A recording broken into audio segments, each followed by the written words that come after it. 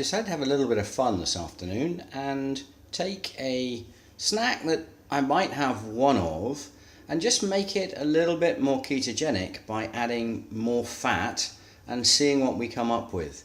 So basically I was out shopping and I saw these pack of chocolate dipped coconut macaroons. Very nice. I could probably have one a day and that wouldn't be too bad because they've got a reasonable carb to fat balance, obviously more carbs than fat, but okay. But what I'm going to do, I put them in the NutriBullet. I put 2 packs in the NutriBullet.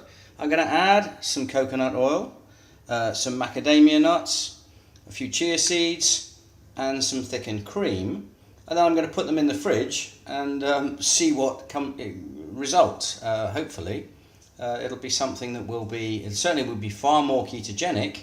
Hopefully it'll also be tasty and easy to keep.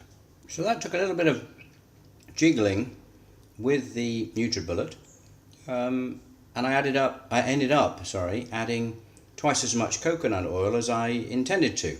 But it looks like I may have something here that I'm going to enjoy later on, and certainly the fat content is now much more ketogenic than it was in the original packet.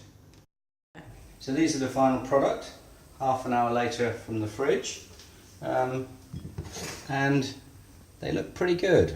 The recipe I used will appear at the bottom of the screen, and I'll also compare in the same text the carb, fat, protein content of the original macaroons versus what we have here. I've adjusted what I'm going to eat for the rest of today such that I can enjoy one of these after dinner. They still do have quite a bit of carbs, but by putting the extra fat in, I can have one a day probably as a little treat, and I think that's always quite handy.